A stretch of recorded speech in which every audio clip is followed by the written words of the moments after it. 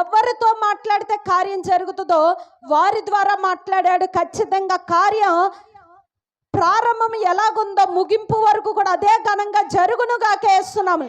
నేను ఇది చేయలేను బాబాయ్, చాలా కష్టం కదా అనుకుంటే మనం ఏది చేయలేమండి, ఏది చేయలేం. స్టార్టింగ్లో అమ్మ వాక్యం చెప్పటమా, నా వల్ల కాదు అని భయపడినంతసేపు కూడా మాట్లాడలేనటువంటి పరిస్థితి. కానీ సేవకులు ఎప్పుడూ కూడా ప్రోత్సహించడానికి ముందుంటారు, నిరుత్సాహపరచరు. నువ్వు బాగా చెప్తావు, నాకన్నా బాగా చెప్తావు, బాగా పాటలు పాడతావు, నాకన్నా బాగా పాటలు పాడతావు, ఇది నువ్వు చేయగలవని ఎవరినైనా సరే ఈ విధంగా ప్రోత్సహిస్తూ ఉంటారు. రెండవది, దేవుడు బలపరుస్తూ ఉంటాడు. నిలబడినప్పుడు దేవుడు వాడుకోవటం మొదలు పెట్టాడు. అమ్మోయ్ బాబాయ్ నాకు భయం అనేసి ముందే సతుకులు పడిపోతే మనం ఏది చేయలేం. చేయటానికి కొంత మనం కష్టపడాలి కదండి. ఏమ్మా చేయలేము అంటే అక్కడితో ఆగిపోతుంది. కానీ అది చేయటానికి మనం ప్రయాసపడుతూ ఉంటే ఏమవుతుందంటే దేవుడు సహాయం చేస్తాడు. చిన్న పిల్లలు నడవటానికి ప్రయత్నం చేస్తున్నప్పుడు నిలబడుతున్నాడు, ఒక అడిగేస్తున్నాడు, పడిపోతున్నాడు, చూస్తూ అలా వదిలేస్తామంటారా? మనం ఏం చేస్తాం? అందిస్తాం నడవటానికి, ఆ బిడ్డకి సపోర్ట్ ఇస్తాం, ఇంకొక 4 అడుగులు, ఇంకొక 4 అడుగులు అని. అలానే యేసయ్య అంటున్నాడు, దేవుని బిడ్డ మీతోనే మాట్లాడుతున్నాడు, మీరు చేయటానికి ప్రయత్నిస్తున్నారు కాబట్టి నా చెయ్యి మీకు అందిస్తున్నాను అంటున్నాడు. హల్లెలూయా, హల్లెలూయా. నాకు ఇచ్చిన తలాంతులు దేవుని నేను వాడుకుంటున్నా. ఆయన ప్రశాంత్ జోషి గారు అన్నారు, దేవుడు నీకు మంచి ప్రవచన వాక్కు ఇచ్చాడు కానీ నువ్వు నిర్లక్ష్యపరుస్తున్నావు, దాన్ని వాడుకోమని దేవుడు మరలా నీతో మాట్లాడుతున్నాడని మొట్టమొదటిగా ఆయన మమ్మల్ని చూస్తున్నప్పుడు అన్నారు. మీకు ఎందుకు ఈ విషయాన్ని చెప్తున్నానంటే, దేవుడు మీకు కొన్ని తలాంతులు ఇస్తాడు. ఎవరో ఏదో అన్నారని మీరు ఆగిపోతే అది ఆగిపోతుంది. కానీ ఇచ్చిన దాని మీద మనకు మనస్సు ఉండాలండి. ఏముండాలండి? కానీ పొందుకున్న దానికే పరీక్ష ఉంటుంది. ఇప్పుడు భాషలతో మాట్లాడుతుంటే గబిక్కిని బలహీనపు స్వరం మనలో పడితే అవి కరెక్టా అది ఇది అన్నప్పుడు నిరుత్సాహం వస్తుంది. ఏం చేస్తుందంటే ఆగిపోతాం. ఆగిపోయినప్పుడు ఏమైపోతుంది అంటే అంతటితో కట్ అయిపోతుంది. అదే రాత్రి ప్రశాంత్ గారు చెప్పిన మాట అటు ఇటు తిరగొద్దా, ఎందుకని పదే ఆయన చెప్తున్నారని జ్ఞానం ఉన్నటువంటి ప్రతి ఒక్కరు గమనించాలి. దేవుని అభిషేకం అట్లా ఆగిపోతుంది అంతే. నేను ధారాళంగా ప్రార్థన చేసుకుంటున్నటువంటి సమయంలో ఎప్పుడు కూడా డోర్ లాక్ చేసేస్తాను. ఆ యొక్క లాక్ చేయటం మర్చిపోయి తలుపుల దగ్గరికి వేసి ప్రార్థన చేసుకుంటున్న టైంలో సడన్గా ఎవరైనా వచ్చి డోర్ తీసేసరికి అప్పుడు వరకు కూడా ధారాళంగా వచ్చిన ప్రార్థన టక్కుమని ఆగిపోయేది. రాత్రి జరిగింది కూడా అదేనండి.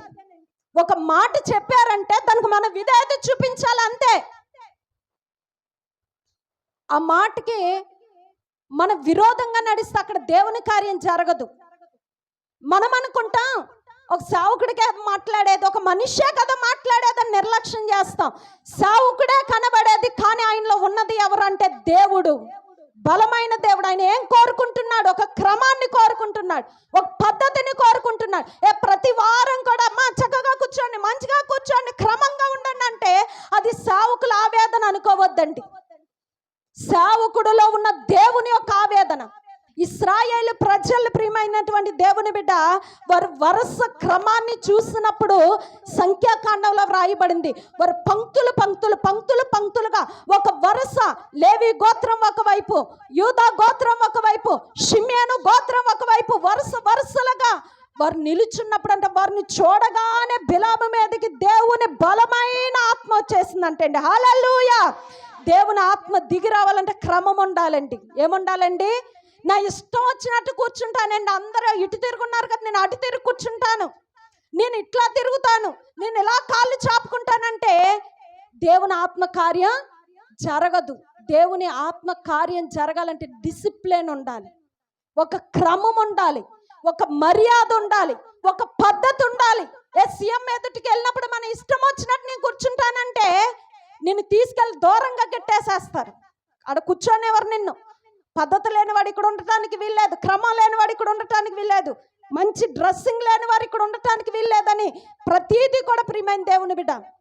ఒక ఉద్యోగానికి సెలెక్ట్ అవ్వాలంటే ఇంటర్వ్యూకి వెళ్ళేటప్పుడు ఆ వ్యక్తి ఇన్సర్ట్ చేసి వెళ్ళాలి. నాకు ఇష్టం ఉండదండి అనేసి ఇన్సర్ట్ లేకుండా వెళ్తే కనీసం ఆ యొక్క లోపల గదిలోకి కూడా వారిని రానివ్వరు. టై ఉండాలి, ఇన్సర్ట్ ఉండాలి, షూ వేసుకోవాలి. ఇవన్నీ కూడా నాకు వద్దండి అంటే ఆ వ్యక్తిని అసలు లోపలికి అలౌట్ చేయరండి. మనం కూడా దేవుని సన్నిధికి వస్తున్నామంటే అన్ని సంఘాల లాంటిది సంఘం కాదు, గమనించండి. అన్ని సంఘాలు లాంటిది కాదు ఇది. దేవుని మహిమ నిలుచు స్థలం ఇది. దేవుని ఆత్మ సంచారం చేసేటువంటి స్థలం ఇది. ఈ రోజు నుండి మీరు చూస్తున్నారు, మన మధ్యన స్వస్థత కార్యాలు, విడుదల కార్యాలు దేవుడు జరిగించబోతున్నాడు. హల్లెలూయా, హల్లెలూయా. అన్ని సంఘాల లాంటిది కాదు ప్రియమైనటువంటి దేవుని బిడ్డ. దేవుడు ప్రత్యేకించుకున్నాడు ఈ యొక్క మందిరాన్ని, ప్రజల్ని. గొప్ప గొప్ప అభిషక్తుల్ని లేపబోతున్నాడు ఈ స్థలములో నుండి. ఈ సన్నిధిలో చేయబడి ప్రార్థనల వైపు నేను చెవియొగ్గి ఉన్నానంటున్నాడు. నీ కన్నులు తెరచి నేను దృష్టిస్తున్నానంటున్నాడు. కడవరి కాలపు ఉజ్జీవాన్ని దేవుడు ఇక్కడ ప్రారంభించబోతున్నాడు. ప్రియమైన దేవుని బిడ్డ, మనం ఎవ్వరం వట్టివారం కాదు. కొన్ని దినాల నుండి దేవుడు పదే పదే మాట్లాడేది ఏంటంటే, నా సంఘాన్ని తక్కువ చేసి మీరు చూడొద్దు. నా సంఘం ఇది, నా శరీరం ఇది మహిమ గల సంఘం అని నేను సేవకులు కూడా గడిచిన రాత్రి అదే చెప్పాను. సంఘాన్ని ఎక్కడ కూడా మనం తక్కువ చేసి చూడటానికి కానీ, బయట వారు తక్కువ చేసి చూడటానికి కానీ వీల్లేదని దేవుడు ప్రేరేపిస్తున్నాడు. ఇది నా శరీరం అంటున్నాడు. ఆయన శరీరం అంటే ఎంత గొప్పదండి అసలు. అమ్మ, మన శరీరాన్ని మనం ప్రేమిస్తున్నాం కాబట్టి ప్రతిరోజు స్నానం చేస్తాం, మంచి బట్టలు వేసుకుంటాం, బ్యాడ్ స్మెల్ రాకుండా స్ప్రే కొడతాం, ఎంతో సంరక్షించుకుంటాం, మంచి ఆహారాన్ని పెట్టి పోషిస్తున్నాం. పాడైపోయిన గట్ట పెట్టాం, శరీరం పాడైపోతుందని. ఇది క్రీస్తు శరీరం, మహిమ కలిగిన శరీరం అంటున్నాడు దేవుడు. ప్రియమైనటువంటి దేవుని బిడ్డ, కాబట్టి సంఘంలో ఏముండాలంటే డిసిప్లిన్ ఉండాలి, క్రమం ఉండాలి. నీకు నచ్చినట్లుగా కూర్చోటానికి, నీకు నచ్చినట్లుగా ఉండటానికి ఇది సంత మార్కెట్ కాదు, మన ఇల్లు కాదమ్మా. దేవుని మహిమ మందిరం. దేవుడు మన మధ్యన సంచరిస్తున్నాడు. కొంతమంది ఆ మహిమను చూస్తున్నారు. హల్లెలూయా, హల్లెలూయా. ఒకటేంటంటే ప్రియమైనటువంటి దేవుని బిడ్డ, మనం చదువుకున్నాం. ఏమని చదివామండి? ఒకసారి చూద్దామా? కొరింథీ పత్రిక. నీవు విత్తిన దానిని చూడగా అది గోధుమ గింజైనను సరే, మరి ఏ గింజైనను సరే, వట్టి గింజనే విత్తుచున్నావు కానీ పుట్టబోవు శరీరమును విత్తుటలేదు. హల్లెలూయా. ఇక్కడ దేవుడు కొన్ని దినాల క్రితం నేను ఈ వాక్యాన్ని ధ్యానం చేస్తుండగా దేవుడు కొన్ని విషయాలు నా ముందు పెట్టాడండి. ఏంటంటే ప్రియమైనటువంటి దేవుని జనాంగమా, మనం చనిపోయినప్పుడు ఏం చేస్తారండి? పాతి పెట్టడం జరుగుతుంది. అంటే దాన్ని ప్రియమైనటువంటి దేవుని బిడ్డ విత్తుట. ఇక్కడ వ్రాయబడినటువంటి మాటలు మనం చూస్తే 42వ వచనంలో మృతుల పునరుద్ధానం, అలాగే శరీరము క్షయమైనదిగా విత్తబడి అక్షయమైనదిగా లేపబడును, ఘనహీనమైనదిగా విత్తబడి మహిమ గలదిగా లేపబడును, బలహీనమైనదిగా విత్తబడి బలమైనదిగా లేపబడును, ప్రకృతి సంబంధమైన శరీరముగా విత్తబడి ఆత్మ సంబంధమైన శరీరముగా లేపబడును. ప్రకృతి సంబంధమైన శరీరం ఉన్నది కనుక ఆత్మ సంబంధమైన శరీరము కూడా ఉన్నది. హల్లెలూయా. ఆ పైన చూస్తే 41, సూర్యుని మహిమ వేరు, చంద్రుని మహిమ వేరు, నక్షత్రముల మహిమ వేరు. మహిమను బట్టి ఒక నక్షత్రమునకును మరి ఒక నక్షత్రమునకును భేదము కలదు కదా. హల్లెలూయా. అంటే ఈ వాక్యాన్ని బట్టి మనం అర్థం చేసుకోవాల్సింది ఏంటంటే, సూర్యుడు ఒక మహిమను ధరించుకున్నాడు, చంద్రుడు కూడా ఒక మహిమను ధరించుకున్నాడు, నక్షత్రాలు అవి మహిమను ధరించుకున్నాయి. అదే విధంగా ప్రియమైనటువంటి దేవుని బిడ్డ, మనము కూడా మహిమను ధరించుకోబోతున్నాం. ఏం ధరించుకోబోతున్నామండి? మహిమను ధరించుకోబోతున్నాం. ఈ యొక్క మన కనబడేటువంటి యొక్క శరీరం ఎటువంటిది అంటున్నాడంటే క్షయమైనది. ఎటువంటిదండి? క్షయమైనది. ఇంకా అక్షయమైనది ఇంకా బయలుపరచబడలేదు, ఇప్పుడు పొందుకోలేం మనం ఇంకాను.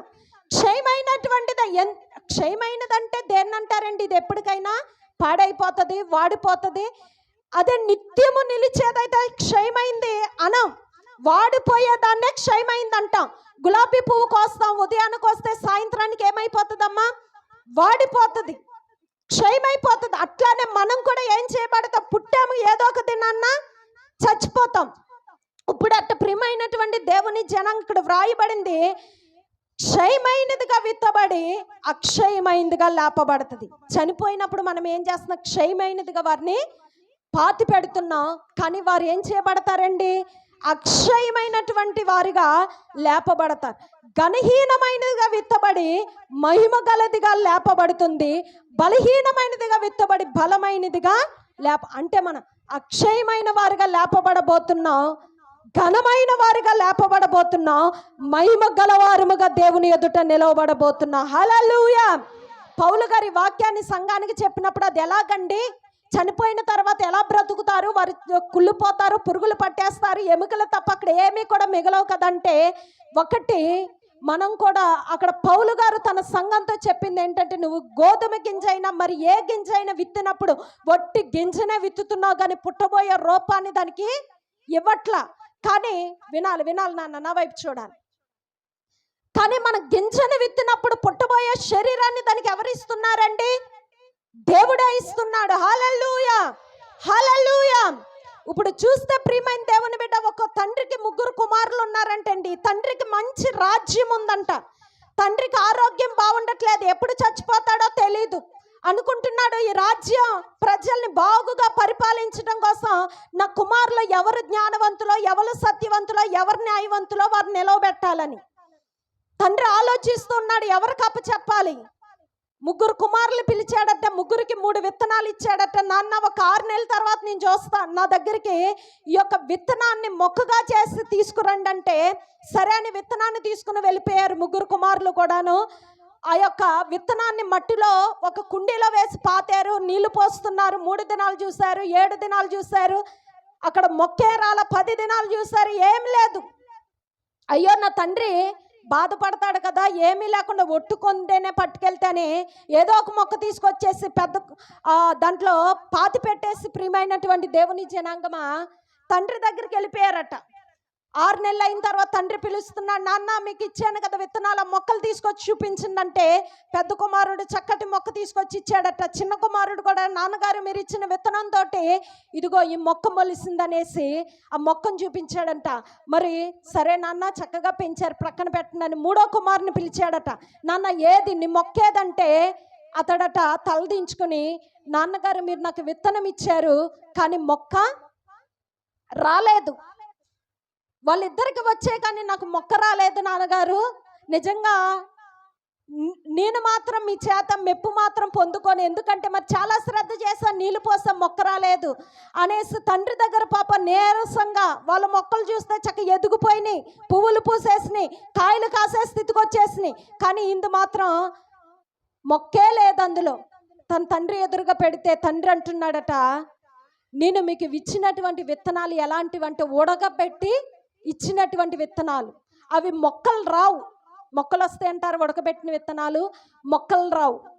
నేను మీలో ఎవరు యథార్థవంతులు, ఎవరు సత్యవంతులని నేను తెలుసుకోవటం కోసం మీకు ఒక పరీక్ష పెట్టాను. కాబట్టి మీలో సత్యవంతుడు, యథార్థవంతుడు ఎవరంటే ఈ చిన్నవాడే. హల్లెలూయా, హల్లెలూయా.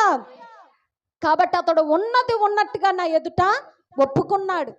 ఉన్నది ఉన్నట్టుగా తీసుకొచ్చి నా ఎదుట పెట్టారు, కానీ మీరిద్దరూ నన్ను మోసం చేశారు. వాడే నాకు నమ్మకమైనటువంటి కుమారుడని నేను దీన్ని బట్టి గుర్తించానని తండ్రి తన యొక్క రాజ్యాన్ని ఎవరికి అప్పగించాడు? ఎవరు తలదించుకుని తండ్రి ఎదుట నిలబడ్డారో ఆ కుమారునికి అప్పగించాడు. ఇందాక తిమోతి గారు చెప్పారు, ఎవరు తాను తగ్గించుకుంటారో వారే.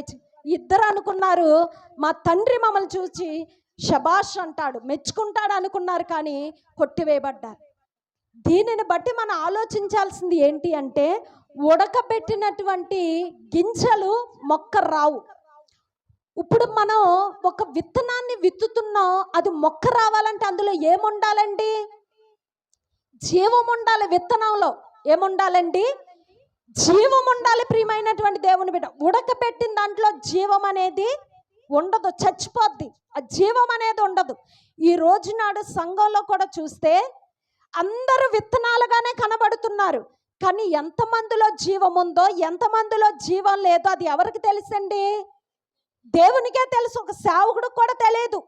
ఎందుకంటే ఏలియా అంటాడు, అయ్యా అందరూ బయలుదేవత వైపు, అష్టరోతు దేవత వైపు తిరిగిపోయి ఉన్నారయ్యా, నీ ప్రవక్తలలో నేను ఒక్కడనే నేను ఒక్కడనే నీ కోసం నిలబడ్డానంటే అని చాలా బాధపడుతుంటే దేవుడు అంటాడు, బయలుకు మోకాలోనని 7,000 మందిని నేను ఉంచుకున్నానన్నాడు. హల్లెలూయా, హల్లెలూయా. ఇది దేవుడు వాక్యంతో ఒక దినాన్న మాట్లాడాడు. ఏంటయ్యా, నా సంఘం చూస్తే రోజు రోజుకి నిర్జీవ స్థితిలోకి వెళ్ళిపోతుంది, బలహీనమైపోతుంది.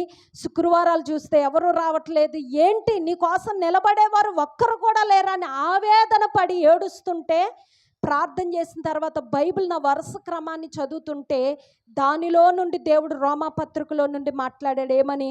బయలుకు మోకాల్లోనని 7,000 మందిని నేను నా కోసం ఉంచుకున్నాను. అది ఏలియాకి కనబడిందంటారా? ఏలియా అంటున్నాడు, నేను ఒక్కడనే ఉన్నాను, ఇంకెవరున్నారయ్యా నీ కోసం అని ఏడుస్తున్నాడు. కానీ దేవుడు అంటున్నాడు, నీకు తెలియదు కానీ నా కోసం 7,000 మంది ఉన్నారన్నాడు. హల్లెలూయా, హల్లెలూయా. ఆ మాటను బట్టి నేను ధైర్యాన్ని పొందుకున్నాను. నిజమేనయ్యా, మేము అందరూ కూడా చల్లారిపోతున్నారు, నిర్జీవ స్థితిలోకి వెళ్ళిపోతున్నారు అనుకుంటున్నాం. కానీ ఖచ్చితంగా నీకోసం ఒక జనాంగాన్ని మాత్రం నువ్వు సిద్ధపరుస్తున్నావు అని ఆ రోజు నాకు ధైర్యం, ఒక నిరీక్షణ అనేది వచ్చింది. హల్లెలూయా. కొన్నిసార్లు మనం ప్రార్థన చేసినప్పుడు ప్రియమైన దేవుని బిడ్డ, ఖచ్చితంగా దేవుడు ఏం చేస్తాడంటే జవాబిస్తాడు. ఆయన జవాబు ఇచ్చినప్పుడు ఏమవుతుందంటే అప్పటి వరకు మన గుండెల్లో ఉన్న బరువు, ఆవేదన అంతా కూడా ఒక్కసారిగా తొలగిపోయి ఒక నెమ్మది మనల్ని కమ్ముకోవటం జరుగుతుంది. ఇప్పుడు చెప్పండి, మొక్క రావాలంటే విత్తనములో ఏముండాలండి? జీవం అనేది ఉండాలి. జీవం లేకపోతే మొక్క రాదు. ఈ రోజు నాడు కూడా మనం చనిపోయిన తర్వాత ఏం చేస్తున్నారండి? చాలామందిని సమాధి చేస్తున్నాం, పాతి పెట్టుతున్నారు. మరలా వారు తిరిగి లేవాలి అంటే, తిరిగి మరలా పుట్టాలి అంటే ఏముండాలి? పాతి పెట్టబడిన వ్యక్తులు అంటే ఉడకబెట్టిన గింజల్లాగా ఉండాలా? జీవం కలిగిన గింజల్లాగా ఉండాలి? వారిలో జీవం ఉండాలి. అమ్మ, జీవం, ప్రాణం అనేది ఉంటే వారిని ఎందుకు సమాధి చేస్తాను మీరు అనుకోవచ్చు. నేను చెప్పేది దేవుడు మనలో ఊదిన ఈ జీవాన్ని గురించి కాదండి. ఆ వ్యక్తి వాక్యముతో ఎదిగిన వ్యక్తి అయి ఉండాలి, ప్రార్థనలో ఎదిగినటువంటి వ్యక్తి అయి ఉండాలి, పరిశుద్ధతను కాపాడుకున్నటువంటి వ్యక్తి అయి ఉండాలి, సత్క్రియలు చేసినటువంటి సిద్ధపాటు కలిగి కన్ను మూస్తే ప్రియమైన దేవుని బిడ్డ వారిని ఏం చేస్తామండి? మనం చనిపోయాక పాతి పెట్టేస్తాం. ఒకానొక దినమందు దేవుడు అంటున్నాడు, అమ్మా తల్లి కూర్చోబెట్టు. ఏమ్మా వింటున్నారా? ఒక్క విషయాన్ని దేవుడు అంటున్నాడు, దీనికి మీరు ఆశ్చర్యపడకూడి. ఒక కాలం వచ్చుచున్నది, ఆ కాలమున బోర శబ్దము విని, ఒకసారి చదువుదామా? యోహాను సువార్త 5వ అధ్యాయం 24వ వచనం, 28వ వచనం ముందుగా చదువుదాం.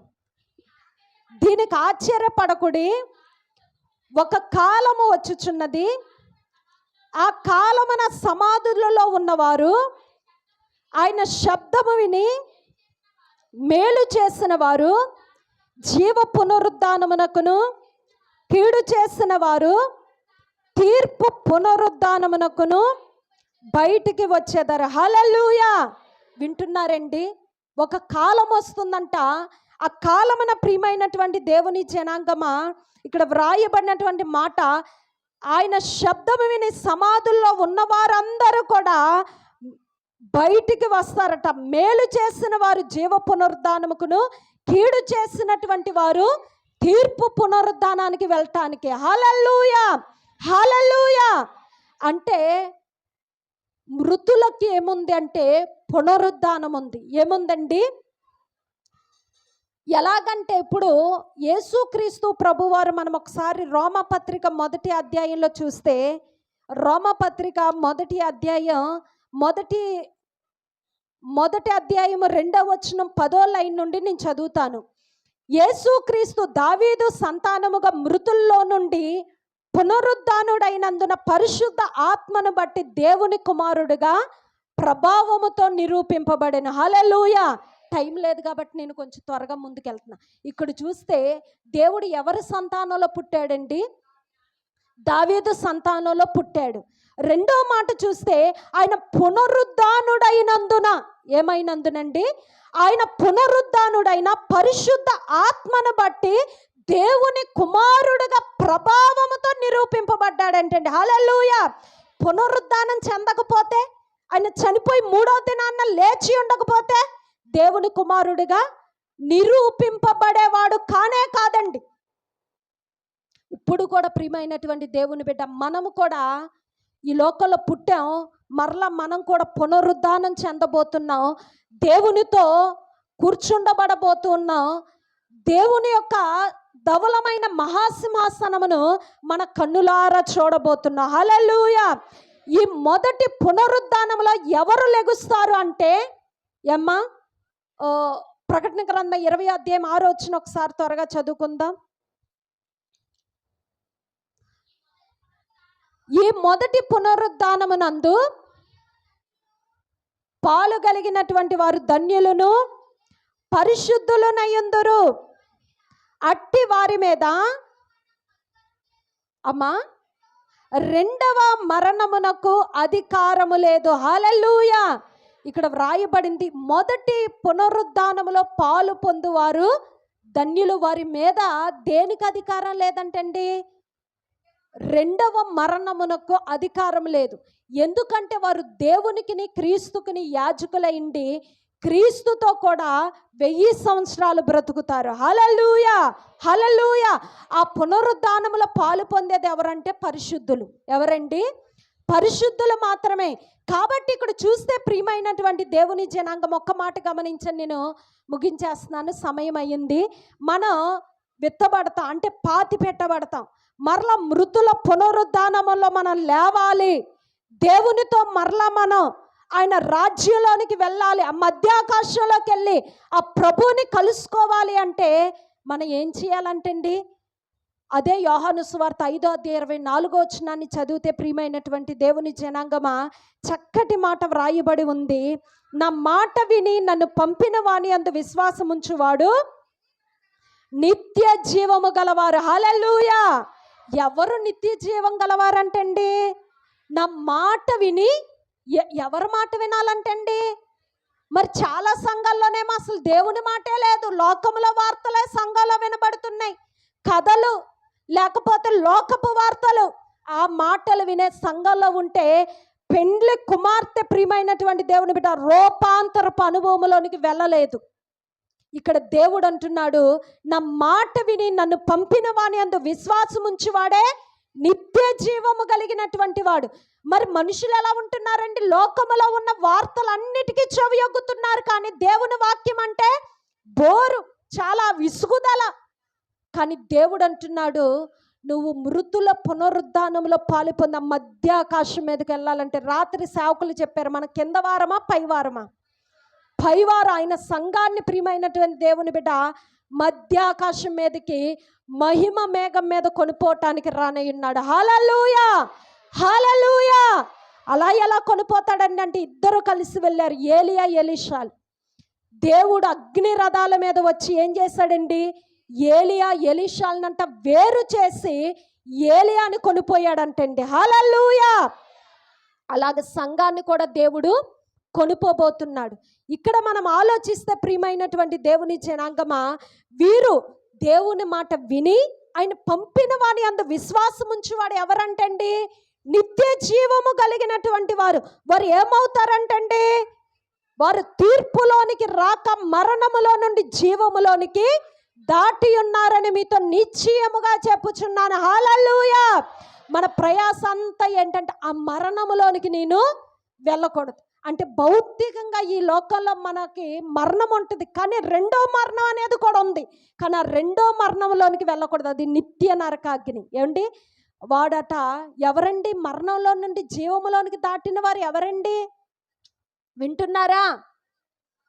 దేవుని మాట విని కుమారుని పంపించిన తండ్రి అందు ఎవరైతే విశ్వాసం ఉంచుతారో వారు నిత్య జీవము కలిగినటువంటి వారు. హల్లెలూయా, హల్లెలూయా. ఇప్పుడు మనం ఎందుకు వచ్చామంటే ప్రియమైనటువంటి దేవుని బిడ్డ, ఇప్పుడు మనం కలిగినటువంటి జీవం సరిపోదండి దేవుని దగ్గరికి వెళ్ళటానికి. ఈ యొక్క జీవంలో ఏ జీవం కావాలంటే దేవుని యొక్క జీవం కూడా మనలోనికి రావాలి. పాలు పెరుగవ్వాలంటే ఏం చేయాలండి? కాచి చల్లారబెట్టి అవి గోరువెచ్చుకున్నప్పుడు అందులో కొంచెం మజ్జిగో పెరుగు చుక్కలో కొంచెం వేస్తేనే అది ఏమవుతుందండి? పెరుగు. లేదు నాకు పెరుగు కావాలని పాలు కాచి ప్రక్కన పెట్టేస్తే పెరుగు అవుతుంది అంటారా? అది పెరుగు అవ్వాలంటే ఏం చేయాలి? ఆ పెరుగుని తీసుకొచ్చి కొంత దాంట్లో వేయి. ఈరోజు నువ్వు నేను కూడా దేవుని ఎదుట నిలబడాలంటే ఓన్లీ మనకున్న జీవం సరిపోదంటండి. దేవుడు ఇప్పుడు అందించే మాట ఇది. ఈ జీవం సరిపోదు. ఈ జీవములోని కట్ట దేవుని యొక్క జీవము, దేవుని యొక్క మహిమ మనలోనికి వస్తేనే ఆ దేవుని ఎదుట నిలబడగలుగుతాం. హల్లెలూయా, హల్లెలూయా. చాలామంది తింటాం, పడుకోవటం, పని చేసుకోవటం, ఇదే ఇదే ఇదే ఆలోచన తప్ప దేవుడు అనేవాడు ఉన్నాడు, ఆయనకు ప్రార్థన చేయాలి, ఆయనకు ఆరాధన చేయాలి, చర్చికి వెళ్ళాలన్న ఆలోచన చాలా మందిలో ఉండదండి. అటువంటి వారిలో దేవుని జీవం ఉందా అంటే ఓన్లీ దేవుడు ఊపిరే తప్ప ఆ దైవికమైనటువంటి జీవం వారిలో లేదు. దేవుని యొక్క జీవం నీలోకి వస్తే నువ్వు ఎలా మార్చబడతావంటే, సమయం అయిపోతుంది, ప్రార్థనకి వెళ్ళాలి, ప్రార్థన చేసుకోవాలి, వాక్యం చదవాలి, దేవునికి నేను సమయాన్ని ఇవ్వాలని పనులకి కొంత సమయాన్ని ఇస్తావు, దేవునికి కొంత సమయం. అదే దేవుని జీవం నీలో లేదు, ఇక దేవునితో మాట్లాడాలి, ప్రార్థనకి వెళ్ళాలి, వాక్యం చదవాలని ఆలోచనే నీలో ఉండదు. ఎందుకని? దేవుని జీవం నీలో లేదు. దేవుని జీవం నీలో లేదు కాబట్టి ఆలోచన రావట్లా. ఇదే దేవుని జీవము, ఆయన మహిమ నాలో ఉందా లేదా అని తెలుసుకోవటానికి కారణం, ప్రార్థన అవుతుంటే నీకు తొందర వస్తుంది, భయం అనిపిస్తూ ఉంటుంది. మేము బయలుదేరి వస్తుంటే కొంచెం లేట్ అయితే మమ్మల్ని ఎవరు ఏదో అంటారని కాదు, అసలు ఈ ఆలోచన కాదు. సమయం అయిపోతుంది, ఎవరు వచ్చినా రాకపోయినా మేము మాత్రం సమయానికి వెళ్ళిపోవాలి. సమయం లేట్ అయితే ఒకటే టెన్షను, భయము, గుండె ఒక దడ. ఎందుకంటే మనలో ఉన్నటువంటి దేవుని యొక్క జీవం మనల్ని ఏం చేస్తుందంటే తొందర పెడుతుంది. దేనికోసం అంటే దేవుని కార్యాల కోసం. దేనికోసం అండి? దేవుని కార్యాల కోసం. ప్రియమైనటువంటి దేవుని బిడ్డ, ఎఫెసీ పత్రిక ఒకసారి తీసుకుందాం, 2వ అధ్యాయం. ఇది చూసి దేవుని చిత్తమైతే మనం ముగించుకుందాం. 2వ అధ్యాయం మొదటి నుంచి నేను చదువుతాను, మీరు వినండి. అమ్మా, మీరు కూడా అందరం కలిసి చదువుదాం. చదువుకున్నాం ప్రతి ఒక్కరూ. ఎఫెసీ 2వ అధ్యాయం మొదటి నుంచి అందరం చదువుదాం. మీ అపరాధముల చేతను పాపముల చేతను మీరు చచ్చిన వారై ఉండగా ఆయన మిమ్మను క్రీస్తుతో కూడా బ్రతికించెను. మీరు వాటిని చేయుచు వాయుమండల సంబంధమైన అధిపతిని, అనగా అవిధేయులైన వారిని ఇప్పుడు ప్రేరేపించు శక్తికి అధిపతిని అనుసరించి ఈ ప్రపంచ ధర్మము చొప్పున మునుపు నడుచుకొంటిరి. చాలండి. ఇక్కడ చూస్తే మనం ఒక మాట చదివాం, యేసయ్య ఈ లోకానికి రావటానికి కారణం ఏంటండి? మనిషి అపరాధముల చేతను పాపముల చేత ఏమైపోయాడంటండి? చచ్చిన వారుగా ఉన్నారంటే. ఏమయ్యారమ్మా? చచ్చిన వాడుగా ఉన్నాడు. కాబట్టి దేవుడు రావటానికి కారణం ఏంటంటే చచ్చిన మనల్ని బ్రతికించటం కోసం. హల్లెలూయా. కొంతమందికి బ్లడ్ తక్కువైపోయింది అనుకోండి, ఏం చేయాలమ్మా? వెంటనే వారికి మన బ్లడ్ ఎక్కించాలి. ఆ బ్లడ్ ఎక్కించకపోతే అలాగ ఇంకా ఇంకా క్షీణించుకుపోయి చచ్చిపోతారు. ఆ బ్లడ్ ఎక్కించినప్పుడు ఏమవుతారండి? వారికి శక్తిని పొందుకుని చక్కగా ఆరోగ్యవంతులుగా బలం పొందుకుని వారు పని చేసుకోగలుగుతారు. ఇప్పుడు కూడా మనం ఎలా ఉన్నామంటే అండి, అపరాధములు పాపములు మన ఏం చేసినాయి అంటే చంపేసినాయి, చావుకు లోనైపోయాం. ఇక కొన ఊపిరితో కొట్టుమిట్లాడుతున్నటువంటి సమయంలో చేపొచ్చి గట్టిమే పడి ఏం చేస్తుందంటే కొట్టుకుంటా ఉంటుంది. అలాగే వదిలేస్తే ఏమైపోతుందమ్మా? వెంటనే తీసి మరలా దాన్ని చెరులోకి గిట్టేస్తే చక్కగా జీవాన్ని పోసుకుంటుంది. అలానే మనం కూడా కొన ఊపిరితో కొట్టుకుంటున్న సమయంలో మనల్ని బ్రతికించటానికట యేసయ్య లోకానికి వచ్చాడు. హల్లెలూయా, హల్లెలూయా. ఈ క్రింద మాటలు చూస్తే, మీరు వాటిని చేయించు వాయుమండల సంబంధమైన అధిపతిని, అనగా అవిధేయులైన వారిని ఇప్పుడు ప్రేరేపించు శక్తి అధిపతిని అనుసరించి ప్రపంచ ధర్మము చొప్పున నడుచుకొంటిరి. ఇప్పుడు దుష్టుడైన అపవాది ఎవరిని ప్రేరేపిస్తున్నాడండి? అమ్మ వింటున్నారా? నా వైపు చూడాలి. అక్కడ స్క్రీన్ మీద వాక్యం వచ్చినా నేను చదివినప్పుడే చూడండి దయచేసి. తర్వాత నా వైపు చూస్తే మీరు చూసే చూపును బట్టి, మీరు స్పందించేటువంటి దాన్ని బట్టి దేవుడు మన మధ్య కార్యం చేస్తాడు. లేకపోతే అట్లాగా చల్లబడిపోతుంది దేవుని ఆత్మ, మన మధ్య కదలదు. ఆయన బలంగా కదలాలి అంటే మీరు చక్కగా రెస్పాండ్ అవ్వాలి. ఇక్కడ చూస్తే ప్రియమైనటువంటి దేవుని జనాంగమా, ఇక్కడ నిలబడిన తర్వాత ఆయన మహిమ దిగి రావటం, ఆ ప్రసన్నత పొందుకుంటేనే వాక్యాన్ని మీకు అందించగలుగుతాం. కాబట్టి గమనించండి, ఇక్కడ చూస్తే అవిధేయులైనటువంటి వారిని ప్రేరేపిస్తున్నాడంట. దేనికి ప్రేరేపిస్తున్నాడండి? పాపం చేయట, శరీరము యొక్కయు మనస్సు యొక్కయు కోరికల్ని నెరవేర్చడానికి వాడు ప్రేరేపిస్తున్నాడట, బలవంతం చేస్తున్నాడట. చూడు, మాట్లాడు, మెసేజ్ చేయి, ఆ పని చేయి, ఈ పని చేయి, వెళ్ళు.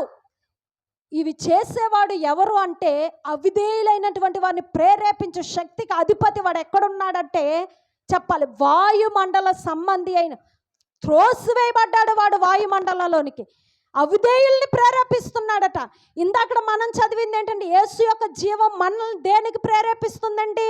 యేసు యొక్క జీవం మనలోకి ఉంటే.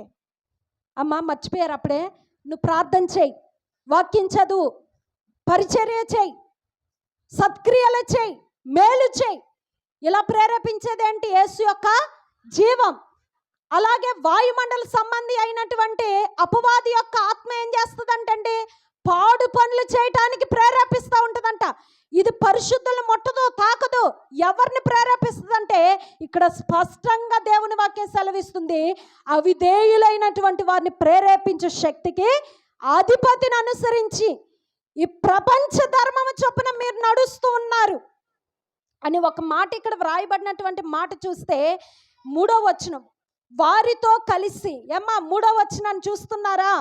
వారితో కలిసి మనమందరము శరీరము యొక్కయు మనస్సు యొక్క కోరికలను నెరవేర్చుకొనుచు మన శరీరాలను అనుసరించి మునుపు ప్రవర్తించుచు కడమ వారి వలనే స్వభావ సిద్ధముగా దైవోగ్రతకు పాత్రులమై ఉంటిమి.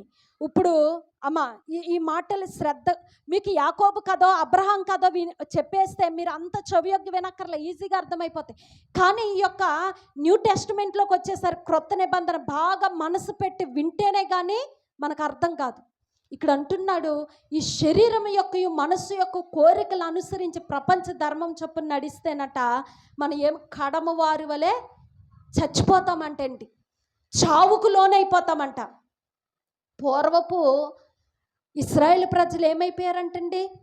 వారు చచ్చిపోయారు, అరణ్యములో రాలిపోయారని మనం వింటున్నాం, అవునా కాదండి?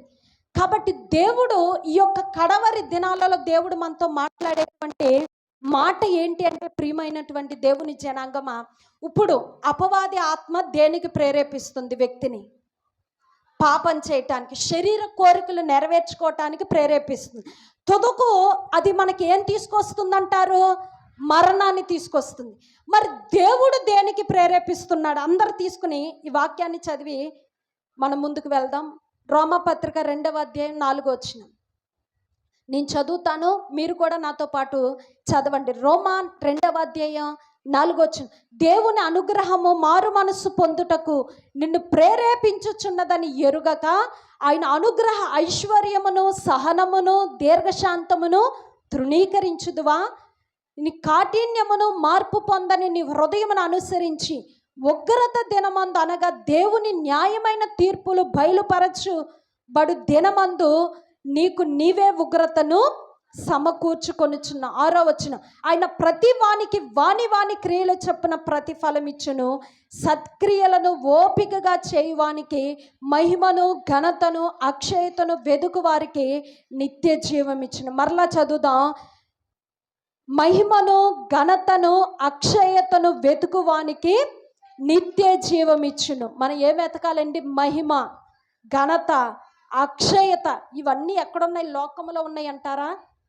దేవుని సంఘంలో, దేవుని సంఘములో ఉన్న వాటి మీద మనం వెతకాలి. ప్రియమ ఏముంది ఇక్కడ అంటే దేవుని వాక్యం. హల్లెలూయా! దేవుడు దేనికి ప్రేరేపిస్తున్నాడు? దేవుని అనుగ్రహం అంటండి మారు మనస్సు పొందుటకు నిన్ను ప్రేరేపించుచున్నది. హల్లెలూయా! హల్లెలూయా! అపవాది ఆత్మ దేనికి ప్రేరేపిస్తుందండి? శరీరం యొక్క మనసు యొక్క కోరికలు నెరవేర్చుకోవటానికి ప్రేరేపిస్తుంది. కానీ దేవుని ఆత్మ దేనికి ప్రేరేపిస్తుంది అంటే మారు మనస్సు పొందటానికి ప్రేరేపిస్తుంది. హల్లెలూయా! చీకటిలోను దుష్టత్వంలోను పాపపు బంధకాల్లో ఉన్నటువంటి వ్యక్తి అయ్యా మారు మనసు పొందు, బాప్తీసం పొందంటే ఇష్టపడతారంటారా? ఇంకా సమయం ఉంది, నేను సిద్ధపడలేదు, సమయం ఉంది. కానీ ఎప్పుడైతే ఆ ఉరుల్లో నుండి, ఆ ఉచ్చులలో నుండి దేవుడు వారిని బయటికి తీసుకొచ్చేస్తాడో వెంటనేనంట వారిలో దేవుడు ప్రేరేపిస్తాడంటండి. ఒక విషయాన్ని గమనించండి, అందరూ బాప్తీసం పొందుతున్నారు కాబట్టి మిగిలిన వారు మేము బాప్తీసం లేకుండా ఉండాలి, ఉండకూడదు అన్నట్టుగా బాప్తీసం పొందుతున్నారు అనుకోవద్దు. దేవుని ఆత్మ వారిలో ఉండంట త్వరపెడుతుందంటండి, ప్రేరేపిస్తుందట. ఏమని ప్రేరేపిస్తుంది? ఇక్కడ స్పష్టంగా వ్రాయబడింది, దేవుని అనుగ్రహము మారు మనస్సు పొందుటకు నిన్ను ప్రేరేపిస్తుంది. హల్లెలూయా. ఆ బంధకాలం నుండి బయటకు వచ్చినప్పుడు ప్రియమైనటువంటి దేవుని బిడ్డ, అవి సినిమాలు కావచ్చు, సీరియల్ కావచ్చు, లోక సహవాసం కావచ్చు, బయటకు వచ్చిన తర్వాతనే బాప్తీస కార్యక్రమంలో అడుగు పెడతారు. హల్లెలూయా, హల్లెలూయా.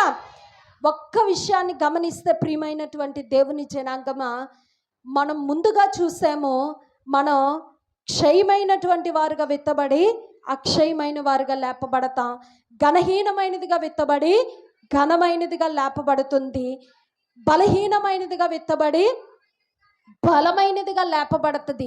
మనం లేపబడాలంటే అంటే గింజ మొలవాలి అంటే ఏముండాలి? ఆ గింజలో జీవం ఉండాలి. నువ్వు కూడా లేపబడాలి. వింటున్నారండి? ప్రభు బోర శబ్దం వినబడినప్పుడు మనం లెగుస్తాం. అందరూ లెగుస్తారండి. అంటే సిద్ధపాటు కలిగిన ప్రతి ఒక్కరు మొదట పునరుద్ధానం అనేది దేవుడు వారికి ఏర్పాటు చేస్తాడు. లెగుస్తాడు, లేపబడతాం, ఆయన రాజ్యంలో చేరతాం. మనం లేవాలి అంటే మనం పాతి పెట్టేటప్పుడు మనలో ఏముండాలండి? జీవం ఉండాలి. అది ఏ జీవం? ప్రాణం అనే జీవం కాదు, వాక్యం అనేటువంటి జీవం, ప్రార్థన అనేటువంటి జీవం, సత్క్రియలు అనేటువంటి జీవం. ప్రియమైన దేవుని బిడ్డ, ఆ జీవం ఎలా ఉంటుందండి అంటే, ఎలీషా చచ్చిపోయాడు, పాతి పెట్టేశారు. ఒక సైనికుడు కూడా అదే ప్రాంతంలో కొన్ని సంవత్సరాలకి యుద్ధంలో చచ్చిపోతే పాతి పెట్టడానికి ఎలీషా దగ్గరనే ఆ సమాధినే తెరిచి అందులో పడేసి వెళ్ళిపోదా అనుకుని తీస్తేనట, ఆ సైనికుడిని అందులో వేయగానే ఏమొచ్చేసిందండి? ఆ వ్యక్తికి, చచ్చిపోయినటువంటి వ్యక్తి బ్రతుకొచ్చేసాడు, జీవం ఆ వ్యక్తిలోకి వచ్చేసింది. దీనికి కారణం ఏంటండి? అతడు బ్రతుకున్నప్పుడు దేవుని శక్తితో, జీవంతో బ్రతుకున్నప్పుడే దేవుని అభిషేకాన్ని అతడు కలిగి ఉన్నాడు. హల్లెలూయా. అది చచ్చిపోయిన తర్వాత సమాధి చేయబడిందా? తన శరీరం సమాధి చేయబడింది, కుళ్ళిపోయింది, పురుగులు పట్టేసాయి, కానీ తన ఎముకల్లో ఏముందండి? జీవం ఉంది. ప్రియమైన దేవుని, ఆ ఎముకలు, ఆ శైలములు తగలగానే చచ్చిపోయిన వ్యక్తికి జీవం వచ్చేసిందంట. హల్లెలూయా, హల్లెలూయా. నువ్వు చేసిన ప్రార్థనా జీవితం, ఈ విన్నటువంటి వాక్యం చచ్చిపోదు, హతమైపోదు. ఆ బోర శబ్దము విన్నప్పుడు ప్రియమైన దేవుని బిడ్డ, మృతుల్లో నుండి నిన్ను మరలా బయటకు తీసుకొస్తుంది, మహిమగల శరీరాన్ని నీకు ధరింపజేస్తుంది. హల్లెలూయా. ఆ మహిమగల శరీరాన్ని నీకు తీసుకురావాలంటే ఏ విధంగా? దేవుని వాక్యం వింటూ ప్రార్థన చేస్తూ నువ్వు సిద్ధపడినప్పుడు, ఒకటి ఉడకబెట్టి పాతిన విత్తనాలు మొలకెత్తావు, కానీ విత్తే విత్తనంలో జీవం ఉంటుంది. ఎన్ని సంవత్సరాలకైనా ప్రియమైన దేవుని బిడ్డ, ఎండిన నేలలో విత్తితే 1 సంవత్సరం తర్వాత అయినా దాని మీద నీళ్లు పడితే వెంటనే ఏం చేస్తుందండి? మొలకెత్తుకొస్తుంది. ఈ రోజు నాడు ప్రభువుని అంగీకరించి మారు మనసు పొంది బాప్తీసం పొందినటువంటి ప్రతి ఒక్కరికి ఒక శుభవార్త.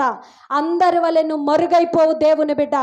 సిద్ధపాటు కలిగి, మారు మనసు కలిగి, ప్రభు బల్లారాధనలో పాల్గొని భక్తిగా నువ్వు బ్రతికి విశ్వాసిగా, మంచి విశ్వాసిగా నువ్వు మృతి పొందితే ప్రభు ఒకానొక దినమందు బోర ఓదబోతూ ఉన్నాడు. ఆయన ప్రధాన దూత బోర శబ్దముతోను మహామహిమతోను మేఘారుహుడై భూమి మీదకి రాబోతున్నాడు. అప్పుడు సిద్ధపడినటువంటి నీవు కూడా మృతులలో నుండి పునరుద్ధానుడవై తిరిగి రాబోతున్నావు. హల్లెలూయా, హల్లెలూయా. ఏ రూపాన్ని ఇస్తాడయ్యా అంటే, నువ్వు గింజనే విత్తే పుట్టబోయేటువంటి రూపం దేవుడు దానికి అనుగ్రహిస్తున్నట్లుగా ఒక మహిమ కలిగినటువంటి రూపాన్ని దేవుడు ఇవ్వబోతున్నాడు. హల్లెలూయా. నీతిమంతులు తమ తండ్రి రాజ్యంలో సూర్యుని వలె తేజరిల్లుతారంటండి. సూర్యుని చూస్తే మనం ప్రియమైన దేవుని బిడ్డ ఎటువంటి బలహీనత కనబడదు, ఎటువంటి నిరాశ దానిలో కనబడదు, ఎటువంటి కన్నీరు దానిలో కనబడదు. అలాగే మనము కూడా తండ్రి రాజ్యంలో దుఃఖముఖులుగా ఉండం, కన్నీళ్లు కార్చేవారుగా, ఆవేదన పడేవారుగా, చింతించేవారుగా ఉండం. కానీ సిద్ధపడిన వారితో మాత్రమే దేవుడు మాట్లాడుతున్నాడు. ఉపవాసాలతో శరీరాన్ని నలగగొట్టుకునే వారితో దేవుడు మాట్లాడుతూ ఉన్నాడు. బిడ్డ, ఇక్కడ బాధ, ఇక్కడ వేదన, ఇక్కడ నలగగొట్టబడుతున్నావేమో, కానీ కానీ దేవుని రాజ్యంలో నువ్వు ఎలా ఉండబోతున్నావు అంటే సూర్యుని వలె తేజరెళ్ళబోతున్నా. హల్లెలూయా, హల్లెలూయా. నీతి సూర్యుడైనటువంటి దేవుణ్ణి మనం ధరించుకున్నాం, ప్రియమైనటువంటి దేవుని జనాంగమా. కాబట్టి దేవుని రాజ్యంలో కూడా మనం ఎలా ఉంటామండి? సూర్యుని వలె తేజరిల్లుతుంటా. ఇటు కృపా భాగ్యం దేవుడు మనందరికీ అనుగ్రహించును గాక. ఆమేన్. దేవుడి మాటలు మీ హృదయాల్లో ముద్రించును గాక. చిన్న ప్రార్థన చేసుకుందాం, మోకరిద్దాం, అందరం కూడా ప్రార్థన చేసుకుందాం. దేవుడు నీతో ఏం మాట్లాడాడో, ఏమని దేవుడు నిన్ను దర్శించాడో ప్రభు అంటున్నాడు, నా మాట విని నన్ను పంపిన వాని అందు విశ్వాసం ఉంచువాడే నిత్య జీవం గలవాడు. ఆయన మాటల మీద నీకు విశ్వాసం లేదేమో. అలాగ అంటారు కానీ జరుగుతుంది ఏంటి అంటే, నువ్వు దేవుని అందు విశ్వాసం ఉంచిన వ్యక్తివి కాదు, నీ కార్యం జరగదు. దేవుని మాట మీద ఎందరైతే విశ్వాసం ఉంచారో వారే నిత్య జీవము గలవారు. అయ్యా, నీ జీవములో నేను పాలివారం అవ్వాలయ్యా. ప్రతి ఒక్కరం ప్రార్థనలో నడిపిస్తుండగా సేవకులు ప్రార్థన చేద్దాం. ప్రార్థన చేసుకున్న ప్రతి ఒక్కరు కూడా ముగింపులోకి వచ్చాం. నిజమే, జీవము లేని విత్తనమే మట్టిలో పాతి పెట్టబడితే అది జీవము తెచ్చుకుని ఒక చిన్ని మొక్కగా తయారవుతుంది. ఆ చిన్ని మొక్క అది పెద్ద వృక్షము కాగలదు, పెద్ద వృక్షము కాగలదు. పెద్ద వృక్షమైనటువంటి ఆ వృక్షం అనేకమైన పక్షులకు నివాస స్థలాలుగాను, ఆ వృక్షపు చెట్టు క్రింద అనేకమైనటువంటి జీవులు నీడను ఆశ్రయించినట్లుగాను మనం చూడగలుగుతున్నాం. ఈ రోజున మనలో జీవం ఉంటే ఆ జీవం మరి చక్కగా మనల్ని ఆత్మీయతలో నడిపిస్తూ ఉంటే మనము అనేక మందికి నీడనిచ్చే చెట్టులాగా ఉండొచ్చు. అనేకమైన ఆకాశ పక్షులకు గూడు కట్టుకోవడానికి స్థలం ఇచ్చినట్లుగా అనేక మందికి మనం ఆసరగా ఉండొచ్చు. మనల్ని చూసి అనేకులు ఇన్స్పిరేషన్ అవ్వచ్చు. కాబట్టి జీవము లేకపోతే ఎందుకు పనికిరాదు. ఆ జీవము లేని విత్తనం మట్టిలో ఎన్ని సంవత్సరాలు మట్టిలో పాతి పెట్టబడినా కానీ అది ఫలించదు, అది మొలవదు. మనము ఉడకబెట్టబడినటువంటి విత్తనంలాగా ఉండొద్దు, కానీ జీవము కలిగిన విత్తనము వలె దేవుడు మనల్ని నాటాడు. అందుకే భక్తుడితోటి దావీదు అంటాడు, నేనైతే దేవుని యొక్క మందిరములో ఒక ఒలీవ మొక్క వలె నాటబడి తిని అంటాడు. ఈ రోజున మనం కూడా నాటబడిన మొక్కగా ఉన్న మనం ఒక వృక్షం అవ్వాలి.